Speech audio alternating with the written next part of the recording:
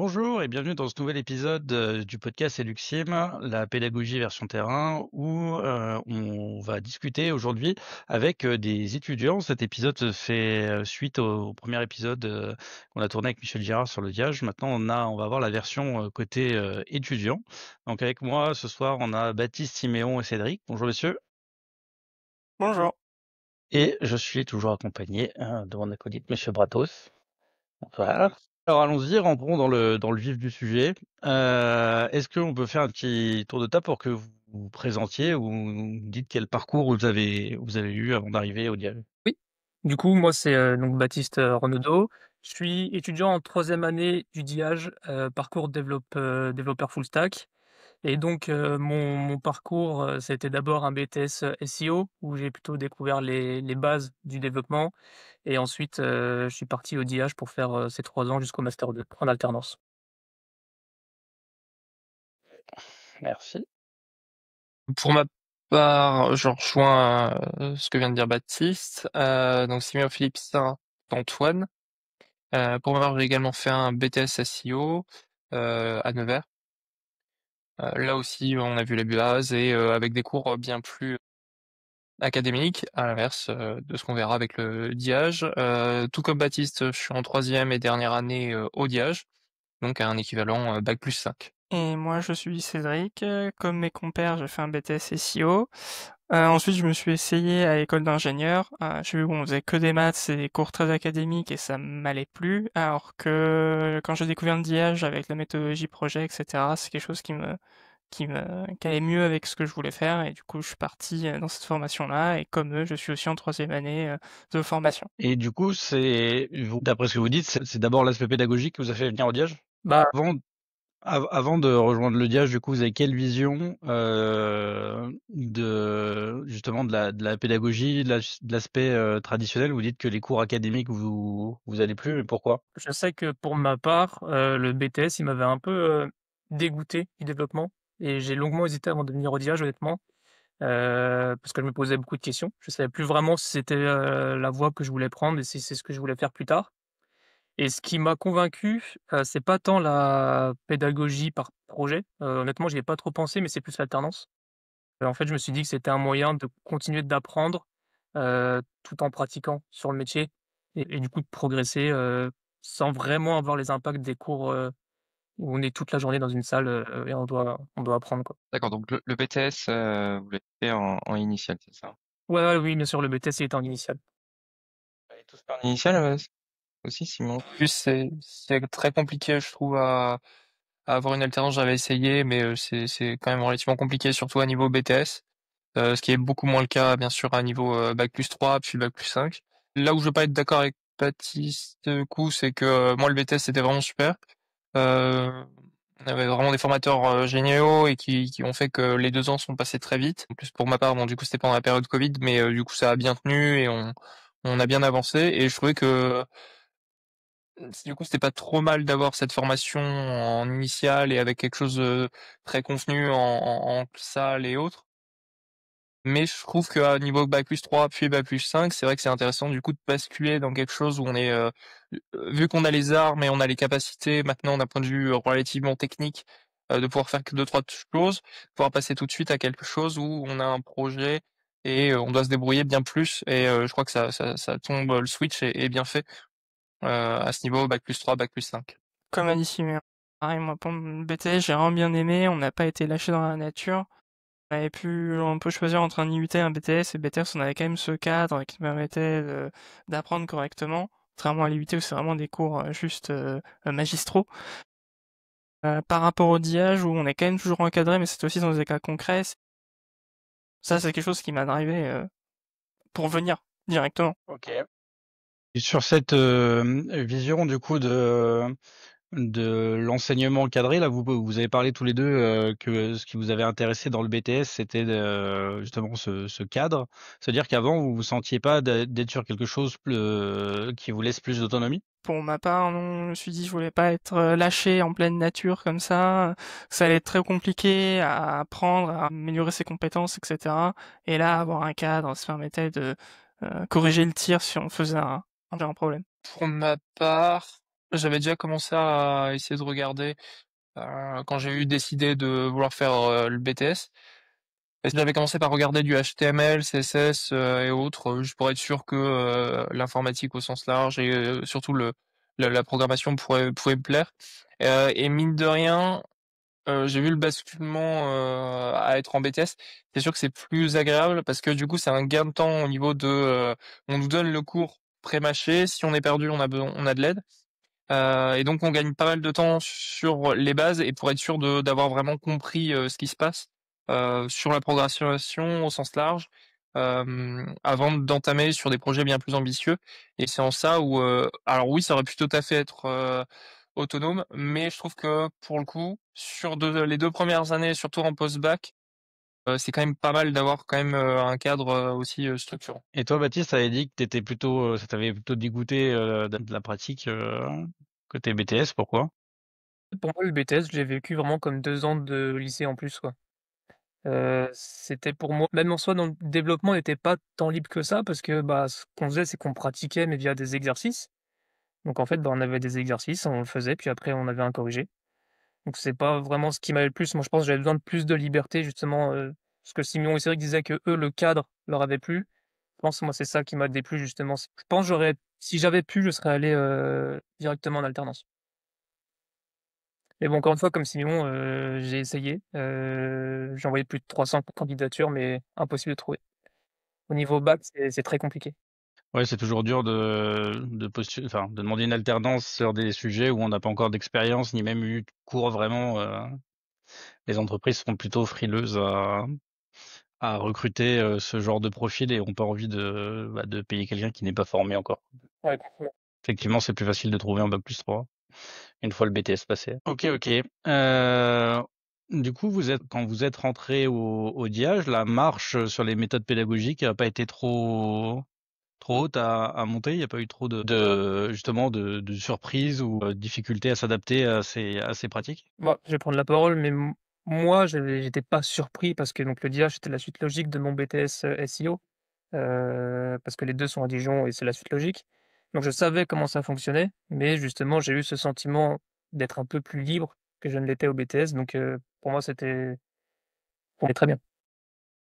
Pour ma part, j'ai pas été perdu. Je trouve que c'était amené de manière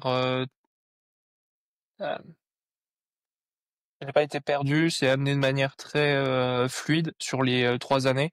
Donc non, même pour quelqu'un qui vient de BTS, du coup justement en première année, on va avoir une première phase où on a un coach qui est constamment tout le temps avec nous à nous suivre sur la partie gestion de projet et le responsable pédagogique par rapport à la gestion de projet. Donc on n'est pas perdu, on crée les US, on crée les tasks donc sur cette partie-là.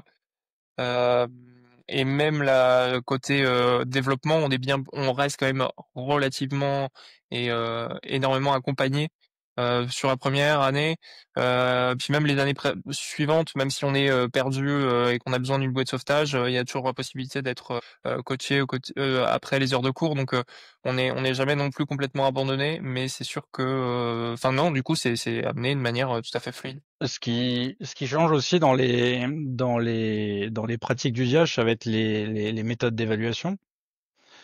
Et du coup, qui se sont différentes de ce que vous avez pu vivre en BTS. C'était quoi votre ressenti sur la première fois que vous avez eu ce mode d'évaluation-là? Pour ma part, en tout cas, l'auto-évaluation, pouvoir se placer et voir notre évolution, ça a été le point fort. Quand on était dans les différentes formations, on n'avait pas ça, voire même en université, on n'avait même pas le retour de nos notes.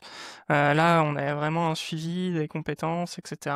et voir au fur et à mesure là où il fallait qu'on s'améliore. Moi, je pense que j'ai mis un peu de temps à m'y adapter. En fait, j'avais pas le réflexe en première année de DIH d'aller regarder, les compétences sur lesquelles j'allais être évalué. Donc en fait, j'allais un peu aux évaluations à l'aveugle, sans trop vraiment regarder. Et en fait, c'est quand j'ai pris le coup justement de regarder avant et de préparer en conséquence, mon évaluation, que là, j'ai compris un peu tout l'intérêt, et les avantages de ce mode d'évaluation. Pour ma part, je rejoins Baptiste aussi sur cette chose-là, mais pour le coup, j'avais entendu, on nous avait dit en effet qu'il fallait regarder du coup en premier lieu ses évaluations, sa façon de faire et la grille de notation. Et c'est sûr que là-dessus, c'était formidable parce que du coup, il y a pas de triche. On sait sur quoi on va être évalué très clairement. Et si on n'a pas réussi la plupart du temps, c'est juste c'est notre faute. Soit on n'a pas assez travaillé, soit on n'a pas pensé à demander de l'aide parce qu'on n'arrivait pas à comprendre telle ou telle notion. Et de l'autre côté, par contre, c'est vrai que de première année, deuxième année, les étudiants sont pas forcément conscients ou jouent pas tous le jeu de penser d'abord à regarder la grille d'évaluation. Et c'est vrai que là, pour le coup, le premier rapport que j'ai eu avec cette grille, c'était aussi un peu de l'horreur. Parce que c'est vrai qu'au sein des groupes dans lesquels j'étais, ils pensaient plus à vouloir finir le projet en lui-même, alors que ça n'empêche pas de valider certaines compétences, mais ça fait pas forcément toutes les voir. Et en plus de ça, certains vont vouloir se spécialiser dans quelque chose, alors que justement l'IA attend qu'on soit le plus divers possible. Et c'est en conflit, je trouve, entre ce qui nous est demandé côté projet et ce qui nous est demandé au niveau de la grille d'évaluation. Et c'est toujours un peu ce conflit entre ces deux choses-là.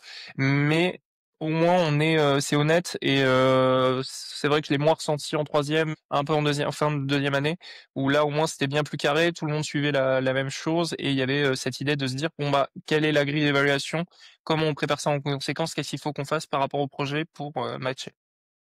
Ouais. Et moi, en fait, là, je vais rebondir sur ce que tu dis, Siméon. Je pense que la grille de compétences, elle pose un cadre, en fait, au début du projet. Et on sait que on doit rester dans ce cadre-là. Les compétences, on les met en œuvre un peu quand on veut, à partir du moment où on essaye de les mettre en œuvre, en tout cas, parce que peut-être qu'on va pas réussir, mais euh, donc moi, je suis plutôt d'accord avec ce que tu as dit, Siméon, et justement, je trouve que c'est vraiment un cadre pour le projet et qui va nous suivre tout le long de la vie du projet. Et qu'est-ce que vous pensez justement du format des évaluations qui sont finalement plus de l'oral et de la démonstration de ce que vous avez pu produire durant le projet versus ce que vous avez pu vivre dans votre scolarité avant, qui sont plus des évaluations de devoirs sur table, de copies à rendre Ou des exercices. Bah, là, on testait vraiment nos savoir-faire. C'est pas parce qu'on connaît une formule qu'on va savoir l'appliquer tout le temps, etc. Et là, dans le projet, on va montrer concrètement ce qu'on a appris, ce qu'on a compris, comment on l'a mis en place, et qu'est-ce que ça a apporté. Éventuellement, si on challenge un peu des fois en nous demandant quelle autre solution on pourrait mettre en place, etc., etc. Et même si on l'a pas fait, si on a compris et qu'on montre ce qu'on aurait dû faire, etc., généralement, c'est quand même valorisé. Et c'était pas ce qui était le cas, par exemple au baccalauréat, etc. Il y a une discussion, je trouve, qui est très intéressante, c'est que c'est pas forcément une notation qui est binaire. C'est un peu pour revenir sur les propos de Cédric, où il y a cette discussion justement qui est présente, et surtout un devoir sur table, même dans le milieu du développement, si on a quelque chose à développer en 2 heures, peut-être qu'on peut avoir un problème et pas le réussir à le faire en 2 heures, et ça veut pas dire qu'on sait pas faire. On a peut-être été bloqué sur quelque chose qui nous a empêchés d'avancer. Alors que justement, en évaluant plus nos savoir-faire et non pas forcément la mise en place de la solution, heu, l'évaluateur, il va pouvoir voir justement qu'on a les connaissances pour le faire, sans avoir besoin d'avoir, du code sous les yeux. Et il y a Là, on une, parle de l'évaluation par les pairs ou on parle uniquement du rapport avec un enseignant? Parce que c'est pas la même chose. D'abord du format, on va dire qu'on fait plus avec l'enseignant en interview, et après on ira sur auto-évaluation. Ok. Oui, non, je rejoins ce qui a été dit. Voilà, non, voilà, j'aurais rien à rajouter. Tout ça a été dit. Quoi. il y a un point intéressant que j'aimerais votre avis. C'est Baptiste, tu as dit que l'évaluation par compétence ou compétence c'est pas binaire, c'est vrai.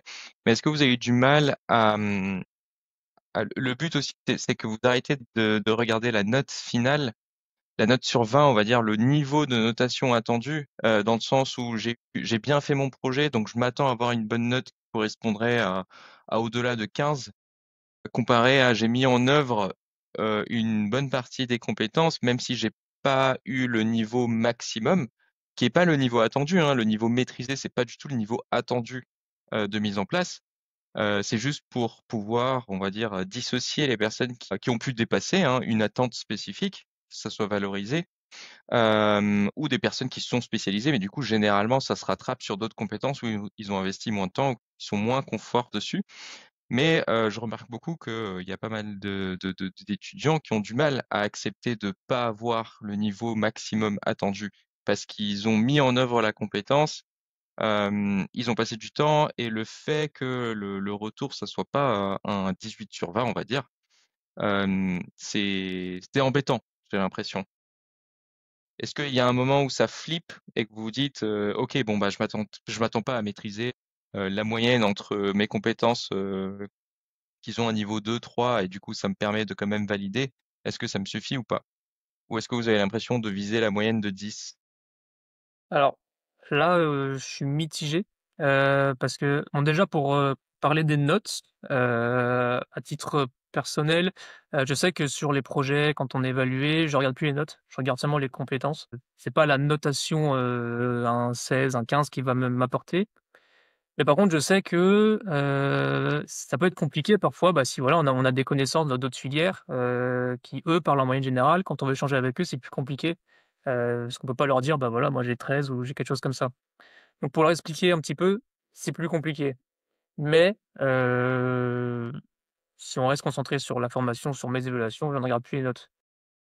Et d'autre part, notion de toujours viser le maîtriser. En fait, je trouve que l'évaluation par compétences, de par, les 4 niveaux, je pense aussi de par les couleurs, qu'on peut voir, donc rouge, orange, vert ou vert foncé. Je trouve qu'en fait, ça a un côté un peu challengeant qui nous pousse à toujours vouloir, le meilleur et donc le niveau maîtrisé. Mais je pense pas que ça soit forcément négatif, au contraire même. Et c'est plutôt un challenge et ça motive de viser le niveau maîtrisé. Moi, je préfère, largement voir justement, mon mon Eduxim avec, du vert partout plutôt que du orange, du rouge, ça donne plus envie d'obtenir des meilleures compétences, ouais. Et du coup, quand vous réfléchissez à ça, est-ce que vous faites on va dire la transparence, enfin est-ce que vous dites que par exemple c'est, 1, vert clair, c'est, 14, ou est-ce que Moi, plus du tout. Je sais que je pense plus du tout aux notes. Il y a quelque chose de déroutant en première année. C'est sûr quand on arrive au niveau de la notation, je trouve, il y a un truc un peu bizarre et même si, enfin et puis même au niveau technique qui est attendu entre un niveau, fin de BTS, je trouve et enfin ça dépend du BTS de chez qui on vient, mais j'ai senti une sacrée différence et une accélération avec le niveau, en D1 et c'est sûr que les notes ont rajouté un truc un peu de stressant. Parce que c'est vrai que ça vu que tout est individualisé et que tout est, ciblé par rapport à une compétence, c'est vrai que, ça peut être vite, on peut vite se retrouver avec des notes, un peu plus inférieures à ce qu'on avait.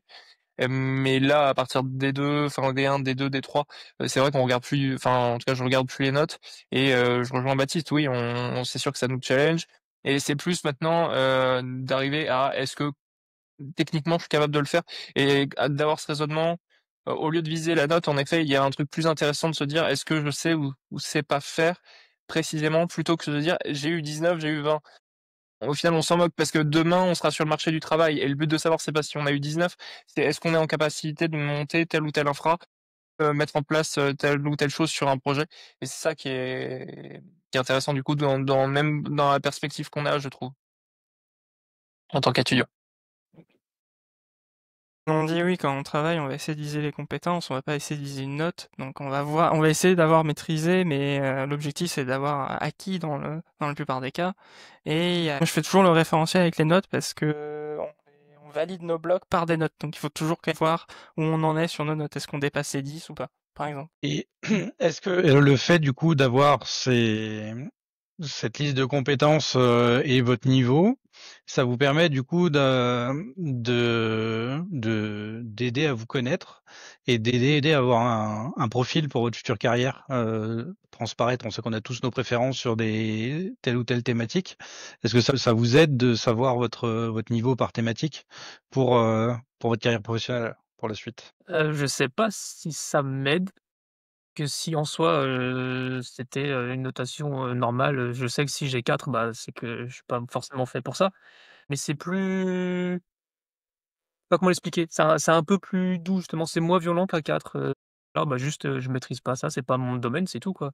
Au lieu d'avoir un 4, je trouve ça moins dévalorisant que la notation. Ouais, non, je m'en sers pas comme référentiel, parce que de toute façon, de manière globale, je vois bien là où j'ai réussi et là où je m'en sors.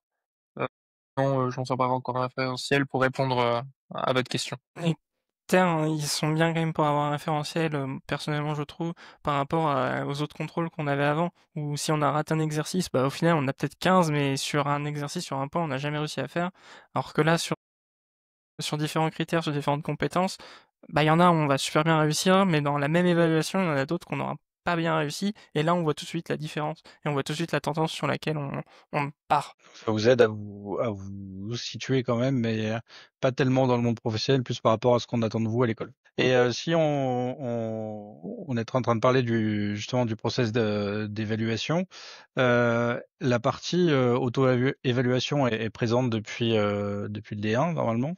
Est-ce que ça vous aide à prendre conscience de votre niveau en cours de projet justement? Oui, tout à fait. De manière très simple, oui. C'est sûr que ça nous permet de recadrer, d'être sûr de où est-ce qu'on en est par rapport à ce qu'on doit viser.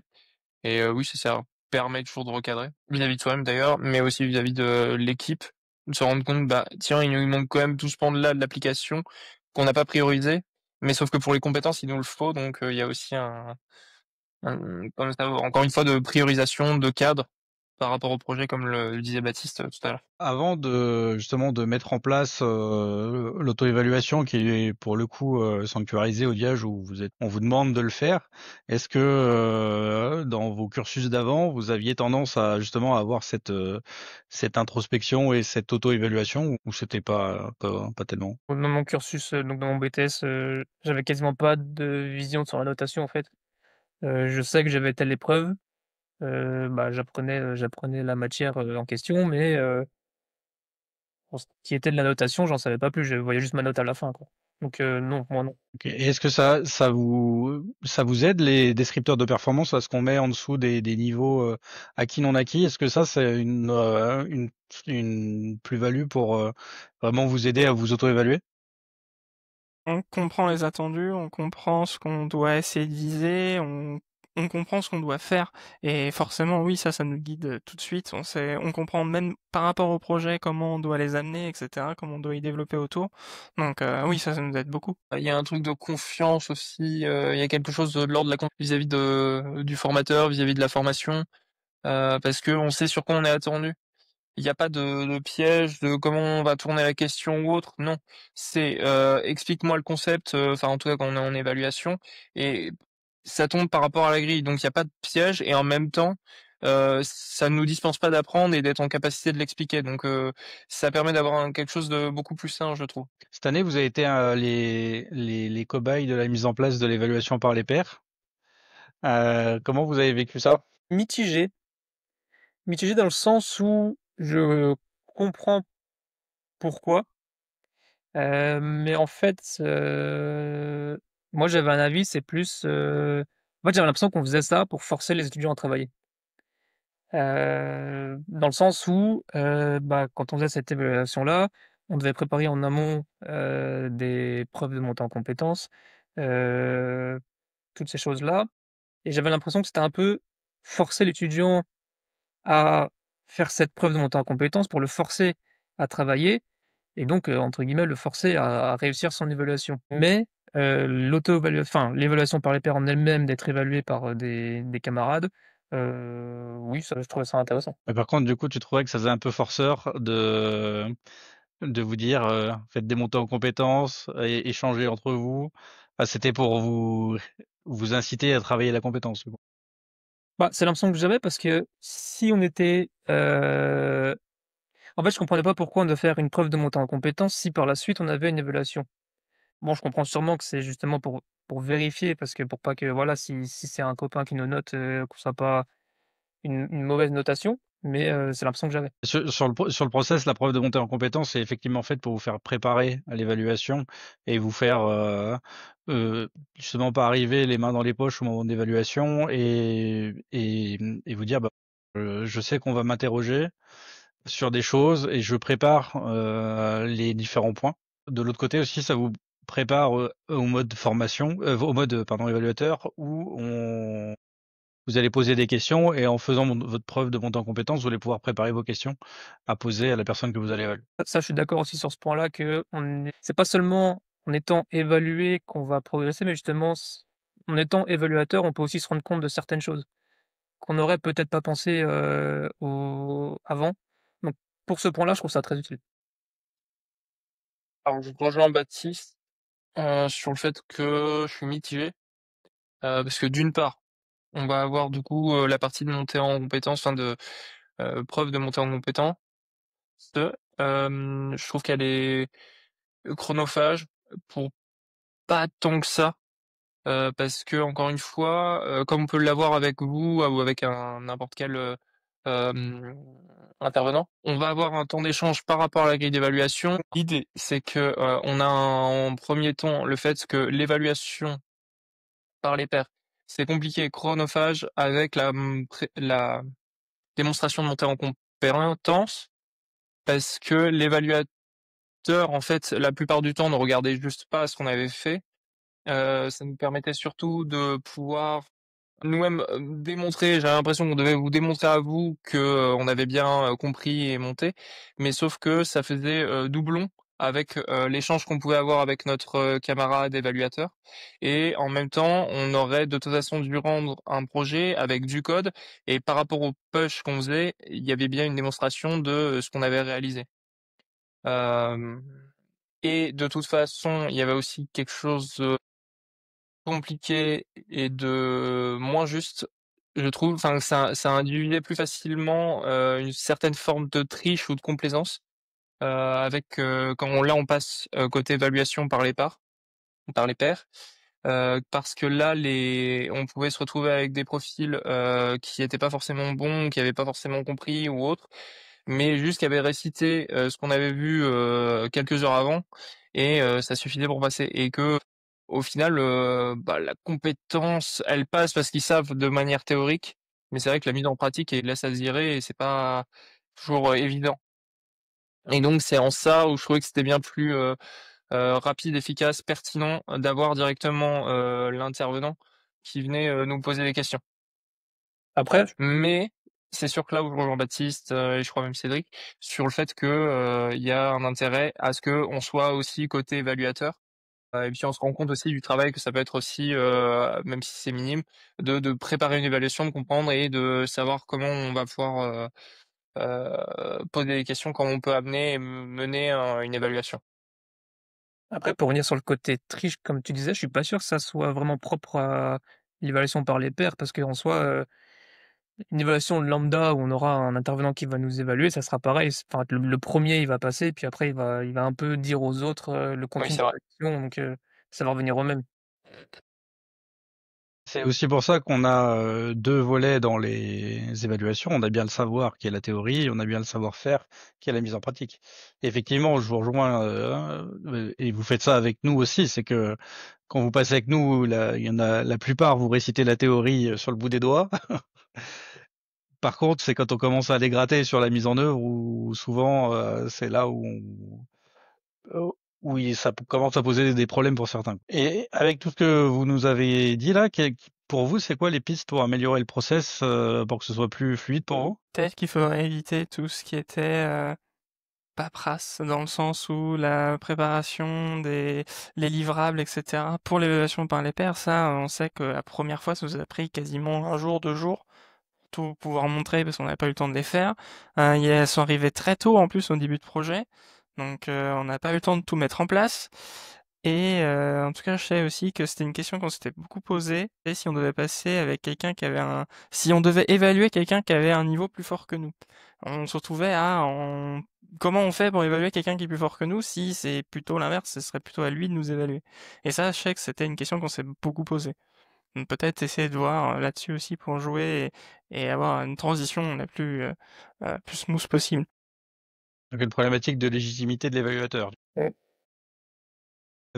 Justement, avec la grille critériée sur les différents points, normalement, elle est censée être suffisamment détaillée pour pour voir quel point, justement, même s'il est plus fort que vous, il atteint. Et ça vous a pas aidé à évaluer quelqu'un qui maîtrisait mieux que vous un sujet? Alors, à chaque moment, on n'avait pas trop rencontré le problème. À chaque fois, on était tombé sur les niveaux, donc ça allait bien. Mais on voit ce sur quoi on doit regarder, mais s'il nous dit des trucs qu'en fait on comprend pas, on va se dire bah c'est bon, il l'a acté, il le dit, il l'exprime bien, donc c'est bon. J'ai envie de dire qu'il maîtrise, mais peut-être que pas du tout, et c'est tout l'inverse de ce qu'il a dit, etc. Mais Et après, même, je le rejoue. Ah, enfin, vas-y, Baptiste. dans un sens, ça peut être aussi un côté un peu challengeant en ayant justement cette pression, de je suis l'évaluateur, j'évalue quelqu'un qui est, techniquement peut-être plus fort que moi, c'est que je dois être à la hauteur et donc je dois savoir, de quoi je parle, de sur quoi je vais l'évaluer. Ça peut avoir un côté challengeant. Mmh. Même, sur ça, je me souviens d'une éval où j'avais pas été forcément, très bon sur une partie. Je sais plus c'était quoi exactement et j'évaluais justement sur ça, quelqu'un qui était tout aussi, pas tout à fait à jour et du coup la chose étant qu'il a dit des choses, a affirmé des choses qui étaient fausses, mais avec, aplomb et je me suis dit: «Bon, ça a l'air d'être cohérent avec ce que je crois moi-même, donc j'ai validé la chose» et en plus de ça, le problème, c'est que comme l'évaluateur ne peut rien dire par rapport à ce qui est dit au niveau de la du contenu, de ce qui est donné, mais juste de vérifier que l'évaluateur est sympathique avec, l'évalué, bah, du coup, ça fait que, personne sauve le truc et on est parti sur: «Bon, bah, c'est bon, c'est l'évaluateur de l'évaluateur qui nous a corrigé à la fin en nous disant mais ça allait pas, ça c'était pas juste et ça non plus. Mais fait est que du coup la compétence il l'a eu en je crois en acquis ou maîtrisé, mais parce que c'était bon enfin par rapport aux attentes donc c'est ouais voilà il y a des trous dans la raquette quoi. Et c'est aussi pour ça que dans le process, on repasse derrière, hein. Heureusement. Et ça serait pas justement ce moment de partage que vous avez à la fin avec l'évaluateur de l'évaluateur qui vous corrige tous les deux, ça participe aussi à votre montée en compétence du coup? Ça complètement. Ça c'était formidable et c'est bien, mais là où je rejoins Cédric, c'est que c'était, là où j'ai eu les meilleures évals, je trouve, c'était où quand j'avais quelqu'un qui était meilleur que moi sur une compétence ou un bloc, sur du front par exemple, et ben, ça va me permettre de plus facilement poser des questions même, pendant l'éval ou après l'éval et là, c'était très intéressant et en même temps, ça empêchait pas d'être noté justement par rapport à ce qui était, attendu. Mais c'est vrai que c'est compliqué. Et C'est c'est d'avoir un juste milieu et puis il faut bien que tout le monde passe, entre chacun donc c'est compliqué. En même temps, le système est sympathique, enfin, en tout cas pertinent, que ce soit en termes de montée en compétences ou, pour évaluer.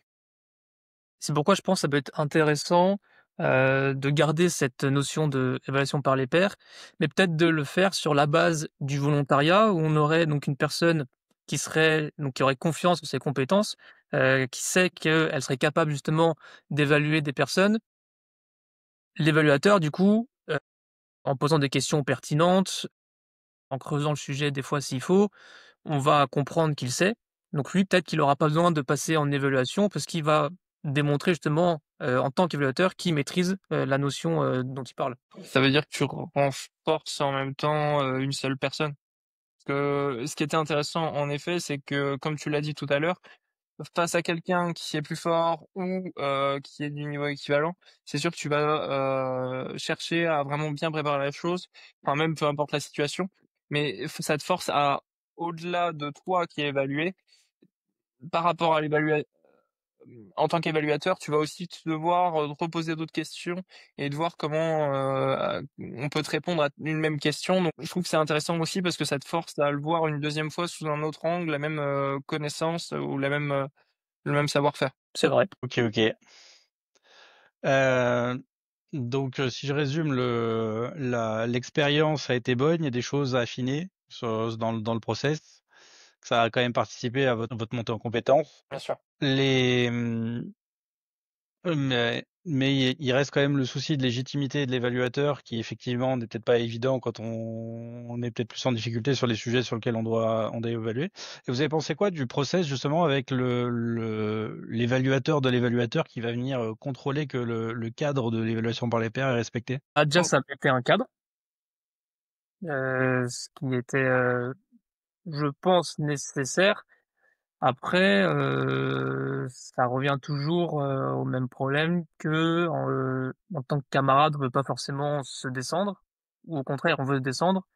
Donc il y a peut-être justement cette notion de, bah, il faudra encore une fois repasser derrière via l'enregistrement. Parce que c'est ce qu'on a fait aussi, on a souvent enregistré nos évaluations.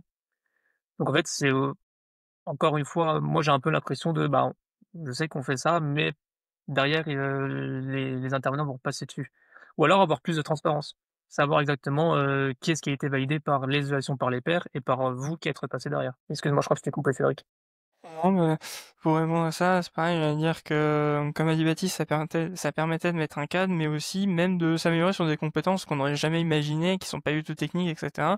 Et juste savoir évaluer, savoir comment poser des questions, savoir comment comprendre la maturité technique de quelqu'un, c'est quand même aussi important et même du coup on a pu l'évaluer et avoir des conseils sur comment s'y prendre. Dala, une petite question. Je me demandais si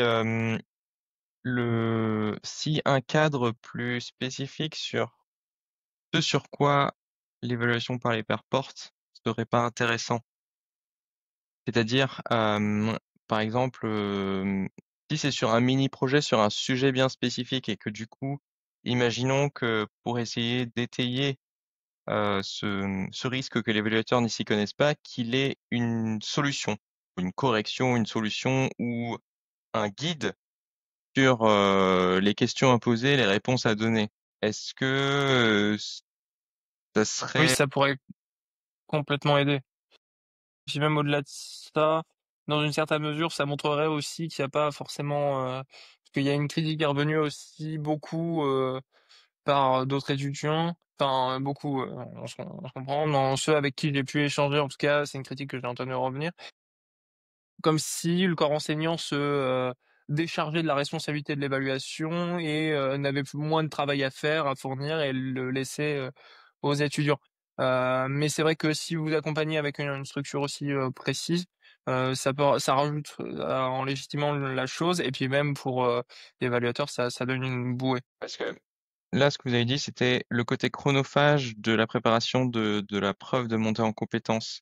Donc ce travail, si dans tous les cas, vous devez investir du temps pour le faire, c'est investi, on va dire, autrement, parce que du coup, j'ai un peu l'impression tout de même que si ce travail il est investi sur le projet actuel, sur le projet, on va dire, le projet en cours, qui était un peu le but, hein, de faire monter le projet, de ça rentre dans sa continuité, mais du coup, vous avez plutôt l'impression de faire de la redite. Vous me corrigez, hein, si je me trompe, hein.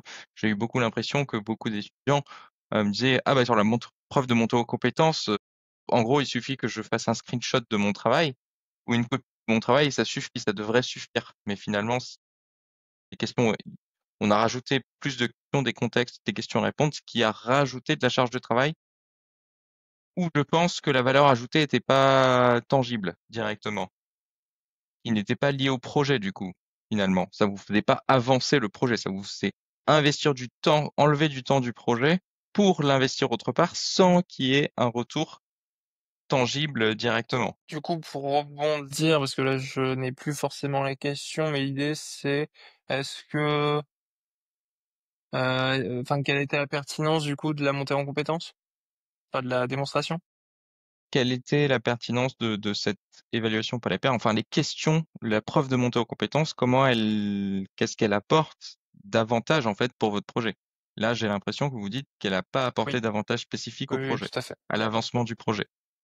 Enfin, en tout cas, je parle pour ma paroisse, c'est sûr que c'était compliqué. Enfin, c'était une charge en plus pour rien par rapport à ce qu'on faisait durant l'évaluation par les pairs.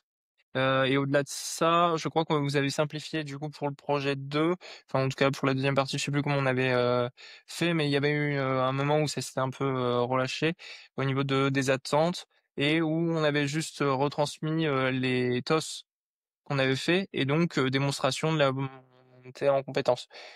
Ce qui est pas forcément le cas de manière uniforme au sein de tout le monde, au sein du groupe, mais ça permet d'être sûr que voilà, nous on a fait des TOS, il y a eu un travail de fait, il y a eu une volonté que tout à chacun ait un minimum vis-à-vis de la compétence. Et je trouve que là, c'était bien plus facile et bien plus intéressant. Et du coup, ça a donné aussi un vrai entrain à vouloir faire des TOS. Et même là, pendant le dernier projet, alors que nous, dans les années précédentes, on nous avait jamais forcé à quoi que ce soit ou autre, on a toujours eu ce sentiment de devoir faire des TOS. Et c'est vrai que ça accompagne la chose aussi. De nous donner des automatismes sur le fait de, bah, tiens, on va aller faire des toasts, on va s'organiser dans la structure de comment on gère une évaluation. Si je peux juste rebondir sur justement cette partie chronophage de la preuve de montée en compétences, moi je rejoins totalement ce qui a été dit, c'est que ce que je faisais moi, c'est que je faisais un PowerPoint sur lequel je prenais donc ma grille de compétences et pour chaque compétence, j'expliquais la notion demandée. C'était de la pure théorie.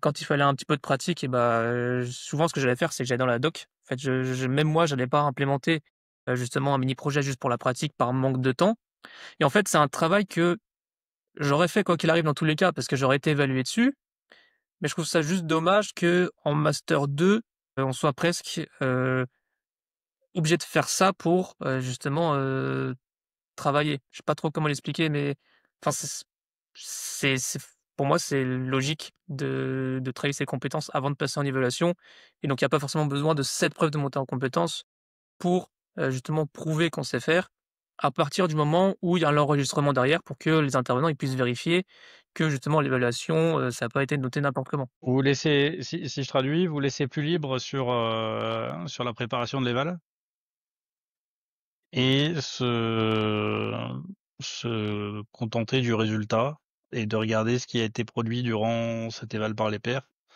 comme justification. En fait, je me dis à partir du moment où il y a l'enregistrement de l'évaluation, donc vous pouvez vérifier que les réponses, elles sont à peu près cohérentes et que dans tous les cas, il y a le code source du projet, donc vous pouvez voir les commits qui ont été faits, tout ça. J'ai l'impression que c'est, oui, effectivement une perte de temps de faire en plus une preuve de montée en compétences. OK. OK, OK. Et est-ce que vous diriez que du coup d'avoir fait ces échanges d'évaluation par les pairs, ça vous a aidé dans des compétences plus transverses? Esprit critique, capacité d'analyse, communication? En tout cas, c'est de pouvoir faire des échanges, etc. Ça nous a permis d'essayer de creuser un petit peu ce que les autres savaient, ou ce qu'ils ne savaient pas, mais qu'on ne savait pas, et continuer d'aller dans cette direction-là, de pouvoir essayer de faire sortir le meilleur un peu de chacun, essayer de faire valoriser tout ce qu'ils savaient. S'ils savaient pas, au contraire, leur apporter les connaissances que nous on avait compris éventuellement. Et c'était plutôt transverse, et ça, ces échanges-là, ils étaient bien. Et pour ceux où ils avaient la chance d'avoir quelqu'un peut-être qui avait plus compris qu'eux au moment de l'évaluation par les pairs, d'en apprendre aussi techniquement de comment mettre ça en place, par exemple. Moi, je trouve vraiment que ça offre une meilleure entraide entre les étudiants et c'est peut-être une entraide qui aurait pas eu lieu sans ça. Parce qu'on choisit pas à l'avance avec qui on passe, et en fait, peut-être qu'on va découvrir, des nouvelles notions grâce à la personne, hem, qu'elle soit jugée «plus forte que nous» entre guillemets ou moins forte. Enfin, c'est vraiment vous comprenez quoi? Mais et ça va aider cette notion d'entraide et même plus tard dans d'autres projets, je sais que je vais pouvoir aller, par exemple voir, telle personne qui m'a évalué parce que j'ai vu qu'elle maîtrisait, ce sujet-là. Donc ça peut être intéressant d'aller la voir si moi je suis bloqué dessus. En termes de justement, si on repasse sur le travail d'équipe, tout à l'heure tu as dit, oui, si on passe avec quelqu'un qui est pas forcément de notre groupe, vous faites des projets en équipe. Comment se passe justement la synergie entre les équipes? Est-ce qu'il y en a ou est-ce qu'il y en a pas? Moi si, moi je trouve qu'il y en a vraiment une parce que, en fait, si à partir du moment où il y a des équipes, même de 5 personnes, c'est impossible que les 5 personnes, elles travaillent sur la même notion. Donc on n'a pas forcément travaillé sur toutes les notions et si c'est mon camarade qui a implémenté la notion sur laquelle je suis évalué, j'ai besoin justement de monter en compétence sur cette, notion-là et d'avoir des TOS pour comprendre, comment, on a fait dans notre groupe pour le mettre en place, et tout ce que ça implique derrière. À mon sens, ça implique du coup une meilleure entraide entre nous, mais pas forcément plus que si c'était une évaluation normale. Parce que dans tous les cas, on aurait dû monter en compétence sur cette, cette notion-là. Pour rebondir sur ce que dit Baptiste, on pourrait aller encore plus loin sur comment on fait pour communiquer entre les groupes et comment on fait pour progresser tous ensemble. Si on a un problème, si personne n'a dans le groupe une solution, on peut aller voir les autres groupes. Ça, on l'a fait quasiment dès le premier projet. Mais là où on pourrait vraiment aller plus loin, c'est essayer de... peut-être que dans notre classe, il y a des experts dans certains outils qu'on veut utiliser, et il faudrait qu'on essaie d'en profiter beaucoup plus globalement que juste ah ben il y connaît bien, je vais lui demander un truc parce que j'ai pas réussi à le mettre en place. Si on avait pas une intervention, c'est peut-être un peu grand, mais avoir si une petite intervention, une mini intervention qui permettait un peu tout le monde de progresser sur un certain point pour être utile. Donc du coup, plus se servir des autres étudiants comme justement référent technique peut-être, et pour faire justement ces fameux transferts de compétences, mais du coup intergroupe et pas que intragroupe. Oui, on pourrait avoir quelque chose comme ça. Ce qu'on a essayé de faire vers vraiment la fin, mais on aurait pu le faire bien plus tôt que ça et ça aurait été beaucoup plus profitable. Et pour revenir un peu sur la pédagogie, est-ce que vous a apporté le Diage dans son format? Est-ce que vous diriez que ça vous a préparé au monde de l'entreprise avec ce que vous vivez à côté en alternance? En pratiquant, en étant assis sur une chaise à écouter un prof pendant 8 heures, et ça 5 fois par semaine. Donc on pratique, on s'entraide, parce que comme tout projet, il y a des problèmes, il y a des choses qui se passent pas comme il faut.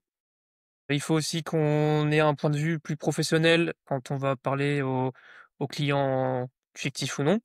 Il y a pas que cette notion de développement, il y a aussi la prise de recul sur le projet en global, et en partie vis-à-vis des compétences aussi, parce qu'il faut prendre du recul pour voir quelles compétences, on met pas en œuvre, ou en tout cas qu'on ne maîtrise pas. Donc pour moi, oui. Oui, je rejoins Baptiste, sur l'idée que, ça nous prépare en effet, pour la vie pour la vie en entreprise. Et puis, au-delà de ça, il y a aussi, enfin il y a pour aller plus loin dans ce qu'il disait, je trouve, il y a aussi le fait de devoir travailler en équipe, et que, là aussi, c'est quand même tout un pan et tout le relationnel qui va avec.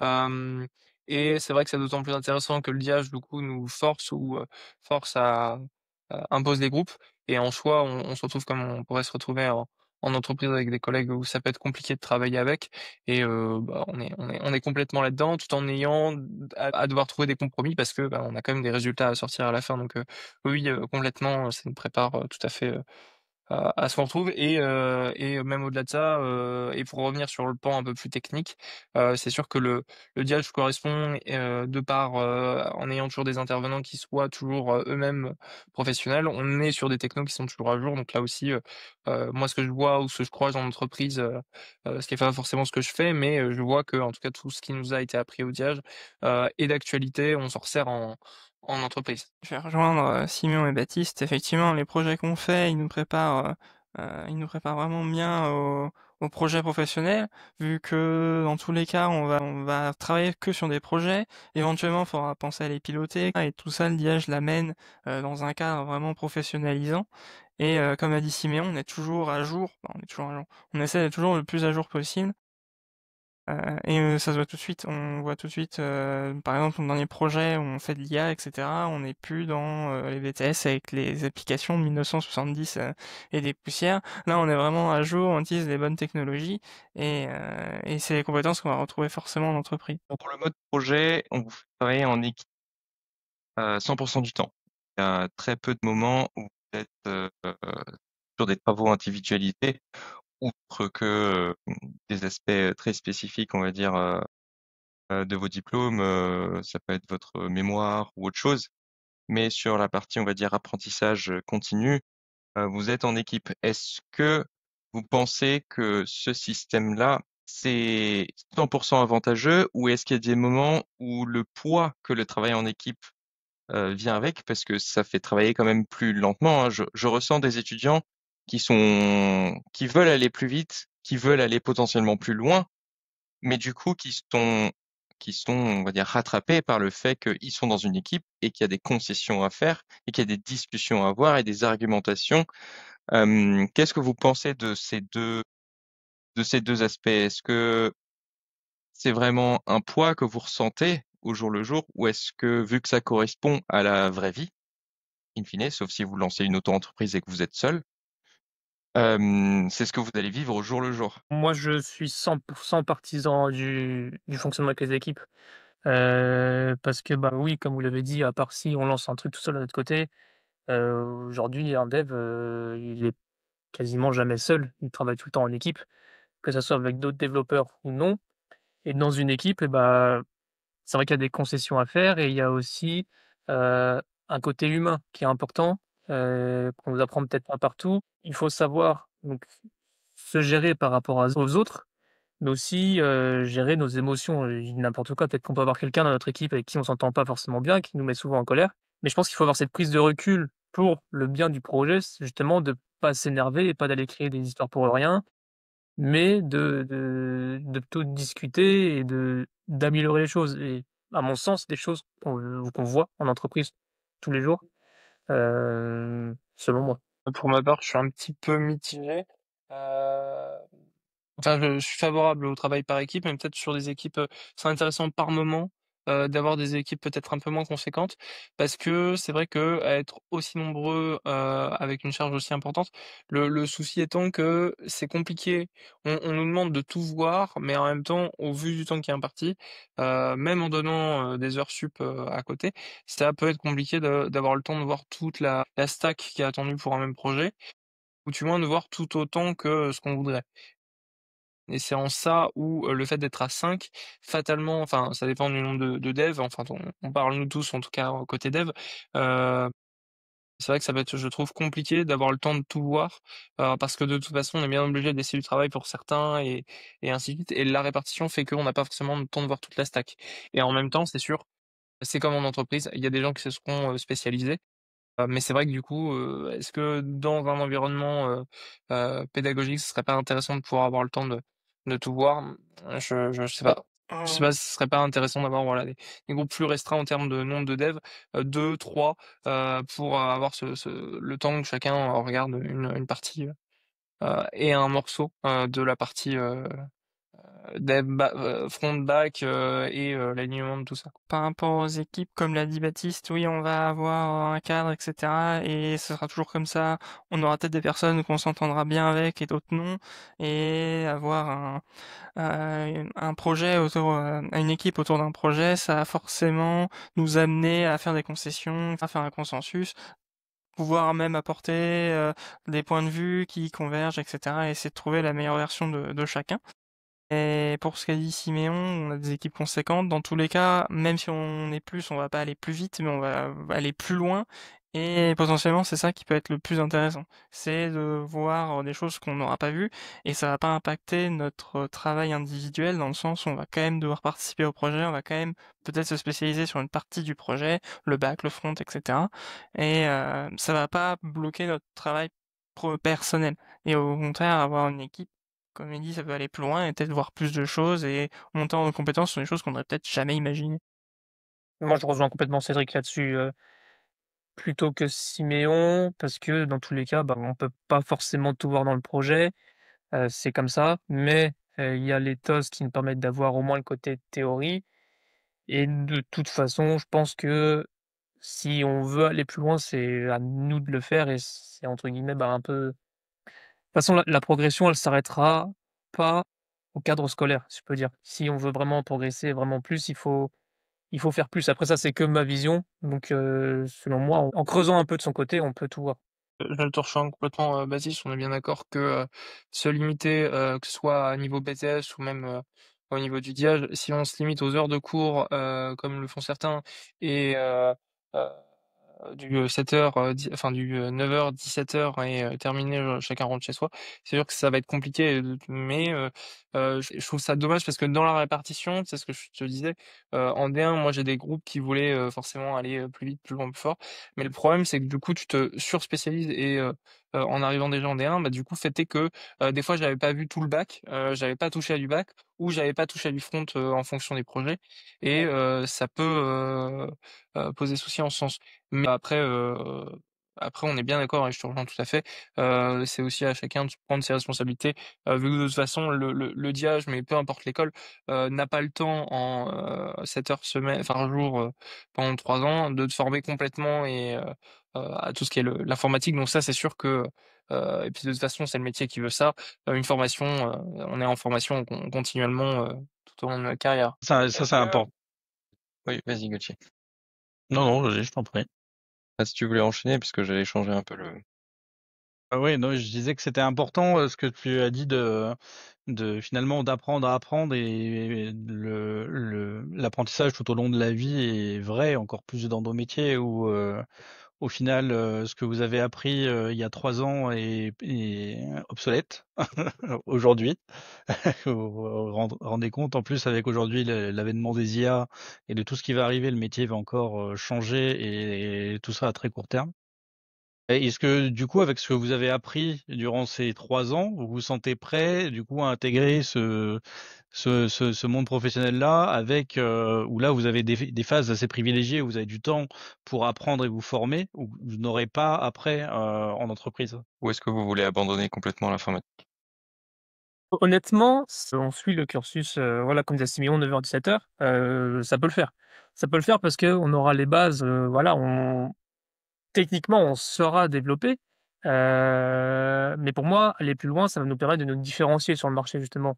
C'est pas justement, bah, j'ai fait cette école-là, voilà, j'ai fait cette école-là, mais à côté, j'ai fait tel projet et j'ai fait ça. Ça va nous permettre de nous différencier et j'ai plus la question initiale, du coup. Du coup, est-ce que après ces 3 ans de formation et les pratiques que vous avez eues pendant ces 3 ans, vous vous sentez prêt à intégrer un monde professionnel Oui. avec des changements qui vont arriver, qui vont être assez profonds, des technos qui bougent très très vite, sans avoir le côté formation à côté à mi-temps, quoi. Est-ce que ça a changé votre manière d'apprendre? Est-ce que vous vous sentez plus autonome dans votre façon d'aller chercher des infos, de la veille, de la connaissance, tant que vous une école qui vous épaule? Alors, je trouve que la veille, pour le coup, on l'avait déjà, enfin, en tout cas, moi, mon BTS me l'avait déjà bien transmise et c'est quelque chose que je faisais naturellement. Et pareil pour le côté apprentissage. Je sais pas, Baptiste a l'air de taper sur son BTS en continu. Moi, ça va, j'ai eu un BTS qui était vraiment formidable à Nevers, avec des profs qui étaient à jour techniquement, euh, pour la plupart en tout cas. Et on a vu du C#, on a vu du back, du front, HTML, CSS, JavaScript, nanana. Et bon, pour du niveau BTS, c'était très bien. Mais donc, par contre, ce que m'a appris le DIAJ, c'est avoir une vision un peu plus industrielle dans une certaine mesure. C'est d'arriver à être bien plus proactif et bien plus efficace rapidement. Parce qu'en fait, ça fait 3 ans pour chaque projet qu'on voit, on change de techno. Et donc systématiquement, on est obligé de se réadapter, de reprendre la doc, de comprendre la doc, d'appliquer la doc. Et c'est en là, oui, en effet, je trouve que j'ai gagné en maturité de lecture de documentation, de compréhension de la documentation et de la mise en application de tout ça derrière. Et oui, c'est en ça où le DIAJ nous a fait gagner beaucoup de temps. Et donc oui, pour répondre à la question, tout à fait, je me sens tout à fait en capacité de rentrer sur le marché du travail et de dire, bon, la techno, je l'ai peut-être pas, mais j'ai su faire ça et je peux tout à fait facilement monter en compétence pour correspondre à la chose. Ouais. Et Oui.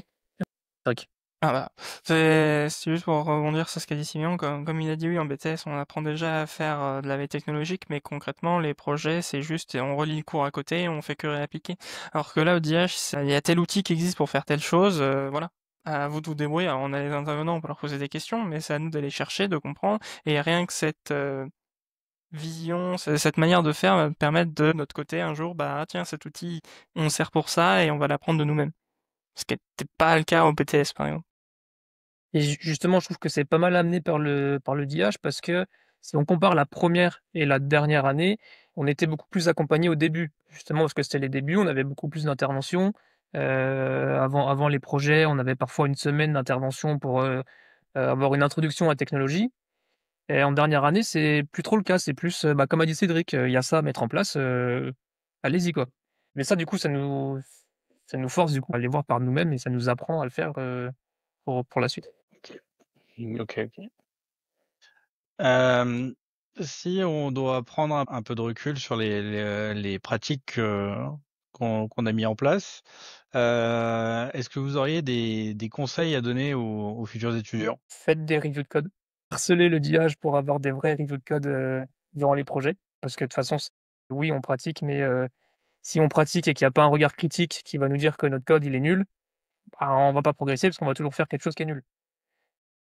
Donc selon moi, une vraie review de code, même peut-être une fois par projet, ça serait plus que bénéfique. Et sinon, bah, faut être curieux, faut chercher, faut tester, faut échouer, faut réessayer, faut faire, faut faire quelque chose en tout cas, il faut pas juste, attendre. C'est ça, c'est intéressant ce que tu dis sur la notion d'échec. Ouais. Je sais que vous êtes beaucoup dans la promo à avoir du mal à justement à prendre des décisions et à et juste avoir le droit à l'erreur parce que finalement s'il faut se planter, c'est bien en formation qu'il faut se planter quoi. Et quel est votre rapport juste à l'échec, à assumer les choix que vous avez faits parce qu'un choix est forcé, enfin on peut l'analyser que après coup s'il est bon ou s'il est pas bon. C'est quoi votre rapport justement à ces décisions et ces choix qu'on vous impose de faire, sans forcément vous dire si c'est des bons choix ou des mauvais choix et on vous laisse expérimenter? Moi, je trouve ça beaucoup plus dur, d'accepter l'échec en équipe, parce que si c'est par exemple moi qui prends la responsabilité de partir de tel côté et qu'au final ça échec, et bah, je sais que les mots sont peut-être durs, mais j'aurais entre guillemets «déçu» mon équipe. Alors que si c'est sur un projet perso, voilà, je mets quelque chose en place, ça marche pas, je me foire complètement, bah, voilà, c'est moi et que moi. Mais c'est un bon exercice par contre et c'est dur. Ah, c'est quand même mieux de se planter en formation plutôt que de se planter dans la vraie vie, quoi. Oui, c'est sûr. Les conséquences sont moins impactantes, on va dire. Pour rejoindre là-dessus, alors comme elle dit, c'est très compliqué d'accepter l'échec et encore plus en équipe, mais là où si on a fait un échec et qu'on le sait, il faut être surtout en capacité de pouvoir rebondir. Et ça, c'est ce que vous avez commencé un peu à nous mettre, à nous dire, à nous faire faire, dans le sens où il faut qu'on prenne nos responsabilités.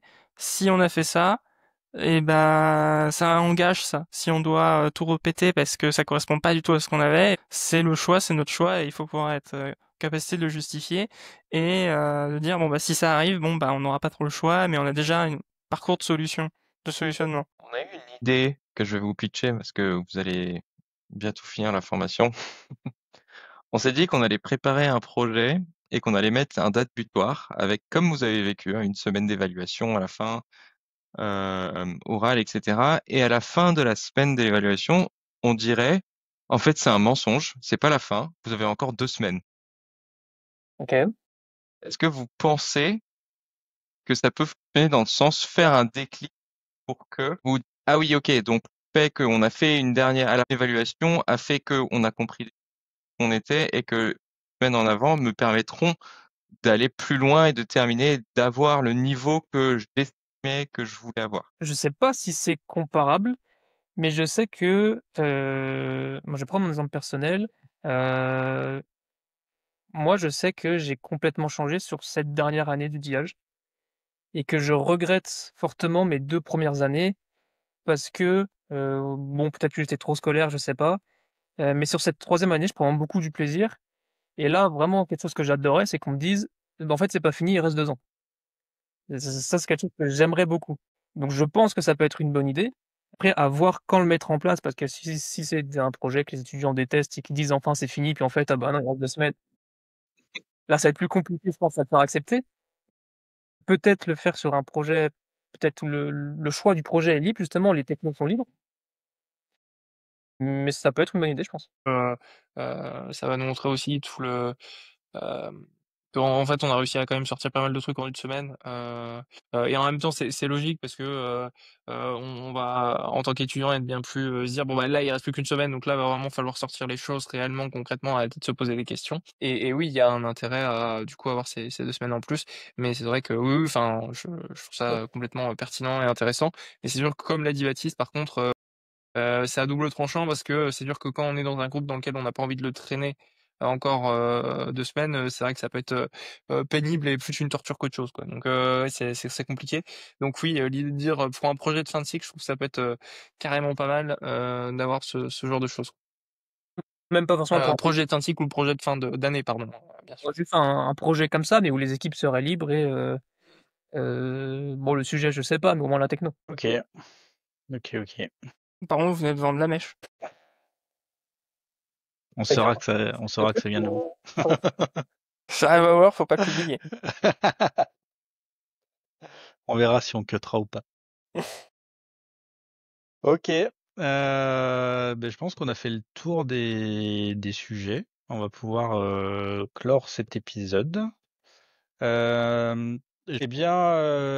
C'était super intéressant cet échange, messieurs. Merci beaucoup. Merci de nous avoir écoutés. On se retrouve bientôt pour un prochain épisode du podcast Eluxim, la pédagogie version terrain. Merci messieurs, merci Abdallah, et puis au revoir et à bientôt. Merci tout le monde. Merci beaucoup.